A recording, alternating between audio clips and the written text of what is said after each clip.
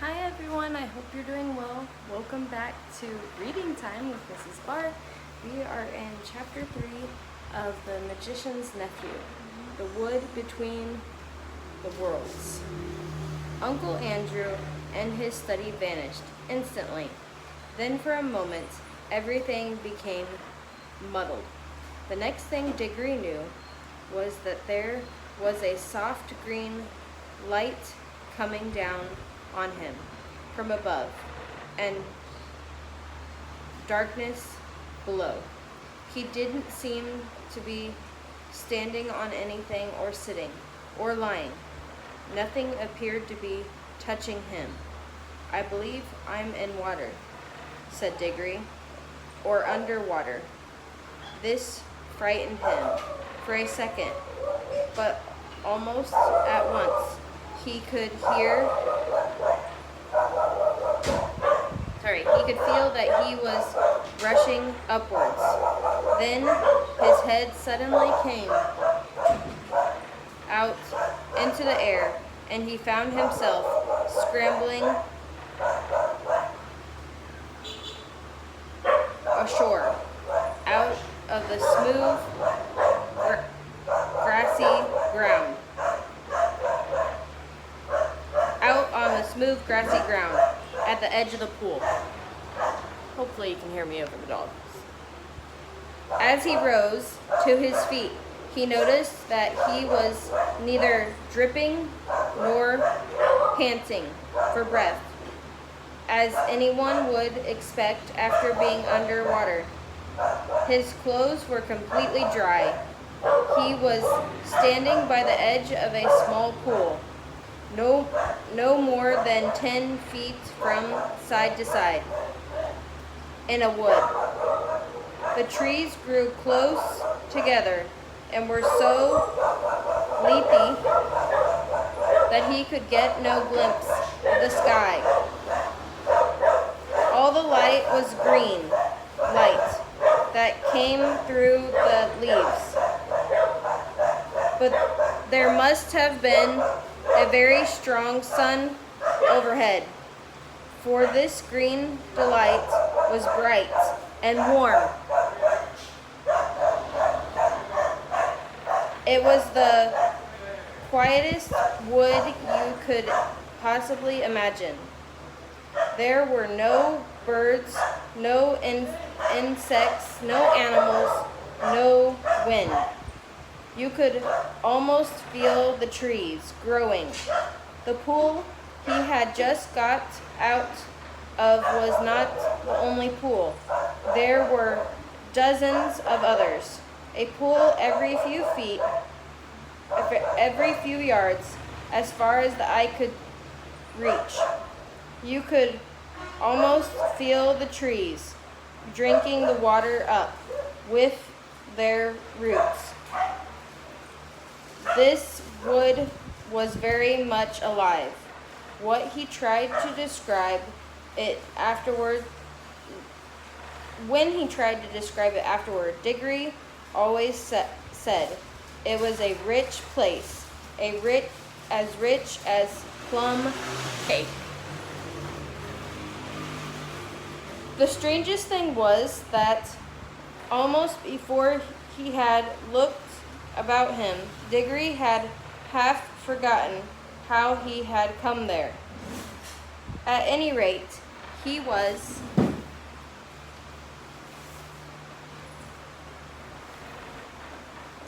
certainly not thinking about Polly, or Uncle Andrew, or even his mother. He was not in the least frightened, or excited, or curious. If anyone had asked him, "Where did you come from?" he would probably have said, "I've always been here." That was what he felt like, as if one had always been in that place and never been bored, although nothing had ever happened. As he said long afterwards, "It's not the sort of place where things happen. The trees go on growing. That's all. After Diggory had looked at the wood for a long time, he noticed that there was a girl lying on her back at the foot of a tree a few yards away. His eyes were nearly shut. Her eyes were nearly shut, but not quite, as if she were just between sleep and waking. So he looked at her for a long time and said nothing. And at last she opened her eyes and looked at him for a long time, and she also said nothing. Then she spoke in a dreamy, content sort of voice. "I think I've seen you before," she said. "I rather think so too," said Diggory. "Have you been here long?" "Oh, always," said the girl. At least, I don't know, a very long time." "So have I," said Diggory. "No, you haven't," said she. "I've just seen you come up from out of that pool." "Yes, I suppose I did," said Diggory with a puzzled air. "I'd forgotten." Then, for quite a long time, neither said any more. "Look here," said the girl presently. "I wonder, did we ever really meet before? I had a sort of idea, a sort of picture in my mind of a boy and a girl like us, living somewhere quite different and doing all sorts of things. Perhaps it was only a dream."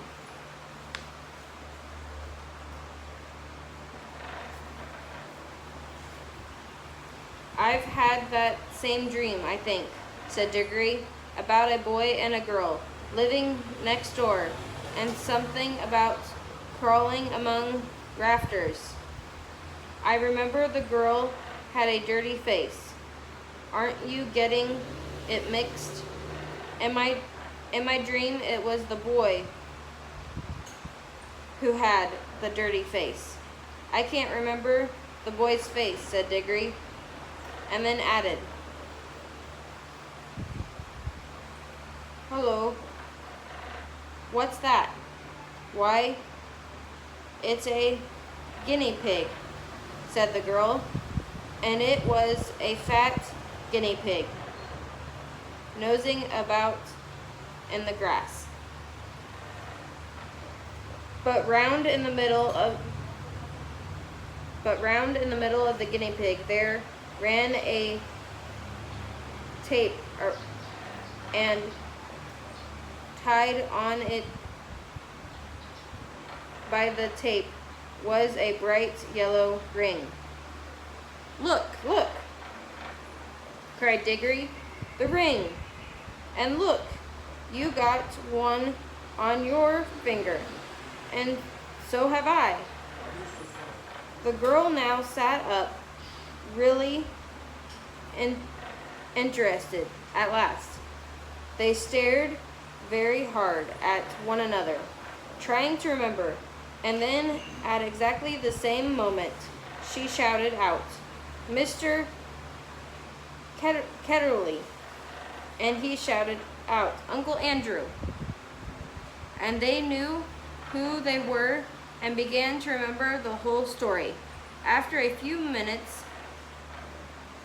hard talking, they had got it straight. Diggory explained how beastly Uncle Andrew had been. "What do we do now?" said Polly. "Take the guinea pig and go home?" "There's no hurry," said Diggory with a huge yawn. "I think there is," said Polly. "This place is too quiet. It's so dreamy. You're almost asleep. If we once give in to it, we shall just lie down and drowse forever and ever. It's very nice here, said Diggory. Yes, it is, said Polly. But we've got to get back. She stood up and began to go casually towards the guinea pig. But then she changed her mind. We might as well leave the guinea pig, she said. It's perfectly happy here, and your uncle will only do something horrid to it if we take it home. I bet he would, answered Diggory. Look at the way he's treating us. By the way, how do we get home? Go back into the pool, I expect. They came and stood together at the edge, looking down into the smooth water. It was full of reflection of the green, leafy branches. They made it look very deep. We haven't any bathing things, said Polly. We shan't need them, silly, said Diggory. We're going in with our clothes on. Don't you remember? It didn't wet us on the way up. Can you swim? A bit. Can you? Well, not much. I don't think we shall need to swim, said Diggory. We must want to go down, don't we? Neither of them much liked the idea of jumping into that pool, but neither said so to the other. They took hands and said, 1, 2, 3, go, and jumped. There was a great splash, and of course they closed their eyes. But when they opened them again, they found they were still standing, hand in hand, in the green wood, and hardly up to their ankles in water. The pool was apparently only a couple of inches deep. They splashed back on the dry ground. What on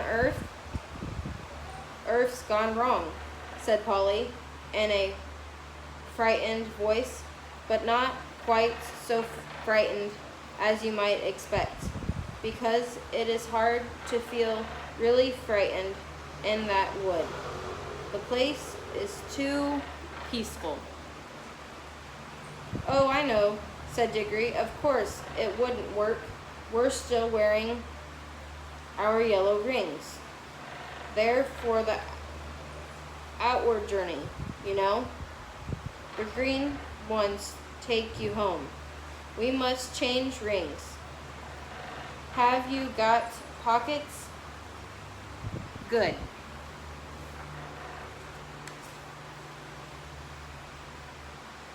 We're going to pause there for a moment. Okay, let's continue reading. Put your yellow ring on your left. I've got 2 greens. Here's one for you. They put on their green rings and came back to the pool. But before they tried another jump, Diggory gave a long, "Oh!" What's the matter? Said Polly. I've just had a really wonderful idea, said Diggory. What are all the other pools? How do you mean? Why, if we can get back to our own world by jumping into this pool, mightn't we get somewhere else by jumping into one of the others? Supposing there was a world at the bottom of every pool. But I thought we were already in Uncle Andrew's other world or other place, or whatever he calls it. didn't you say?" "Oh, bother," Uncle Andrew interrupted Diggory. "I don't believe he knows anything about it. He never had the plunk to come here himself. He only talked of one other world, but suppose there were dozens." "You mean this wood might be only one of them?" "No, I don't believe this wood is a world at all. I think it's just a sort of in-between place." Polly looked puzzled. "Don't you see?" said Diggory. "No, do listen. Think of our tunnel under the slats at home. It isn't a room in any of the houses. In a way, it isn't really part of any of the houses.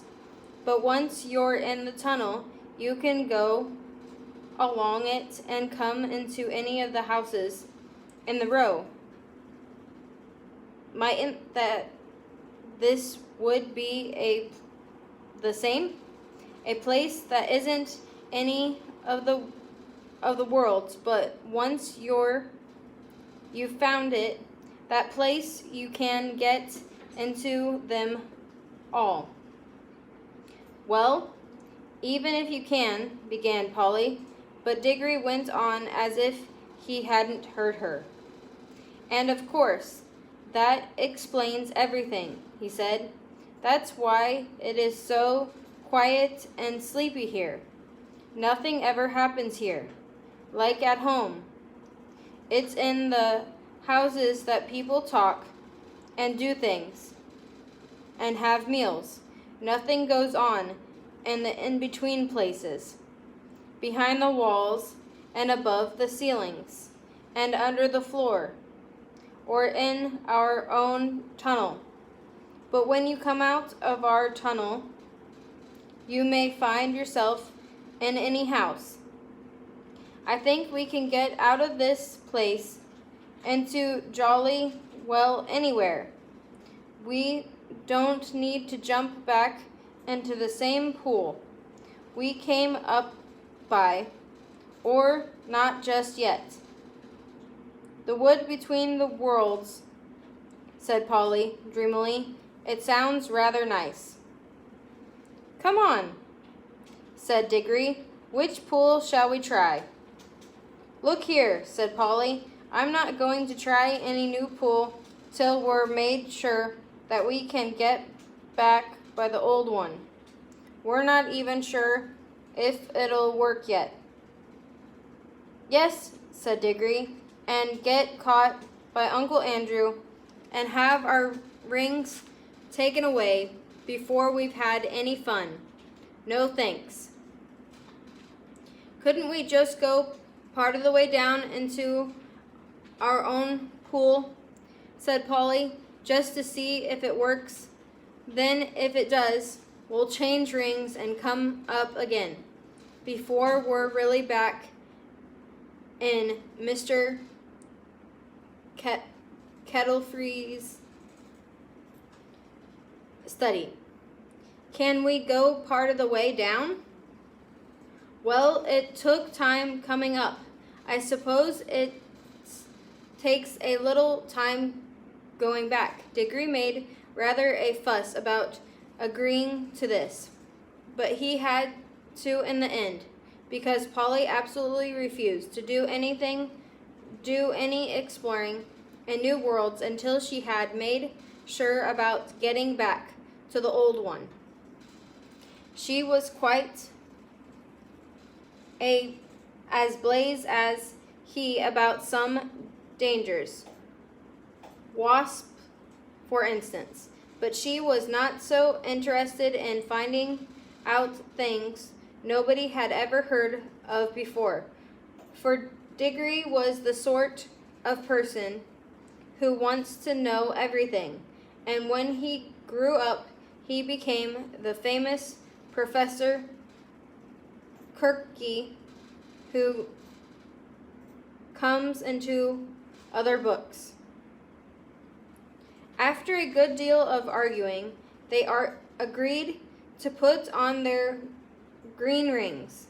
Green for safety, said Diggory, so you can't help remembering which is which, and hold hands and jump. But as soon as they seemed to be getting back to Uncle Andrew's study, or even to their own world, Polly was to shout, "Change!" They would slip off their green and put on their yellow. Diggory wanted to be the one who shouted change, but Polly wouldn't agree. They put on the green rings, took hands, and once more shouted, 1, 2, 3, go. This time it worked. It was very hard to tell you what it felt like, for everything happened so quickly.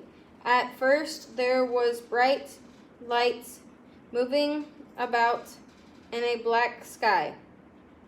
Diggory always thinks these were stars, and even swears that he saw Jupiter quite close enough to see its moon. But almost as once there were rows and rows of roofs and chimneys, pots about them. They could see St. Paul's and knew they were looking at London, but you could see through the walls of all the houses. Then they could see Uncle Andrew, very vague and shoddy, but getting closer and more solid looking all the time, just as if he were coming into focus. But before he became quite real, Polly shouted change, and they did change, and our world faded away like a dream, and the green light above grew stronger and stronger, till their heads came out of the pool, and they scrambled ashore. And there was the wood all about them, as green and bright and still as ever. The whole thing had taken less than a minute. "There," said Diggory. "That's all right. Now for the adventure. Any pool will do. Come on, let's try that one." "Stop," said Polly. "Aren't we going to mark this pool?" They stared at each other and turned quite white as they realized the dreadful thing that Diggory had just been going to do. For there were any number of pools in the wood, and the pools were all alike, and the trees were all alike, so that if they had once left behind the pool that led to our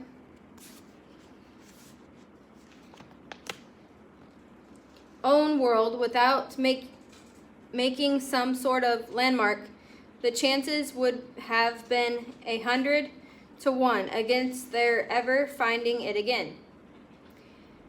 Diggory's hand was shaking as he opened his penknife and cut out a long strip of turf on the bank of the pool.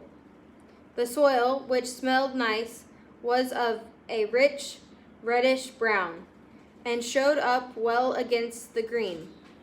"It's a good thing one of us has some sense," said Polly.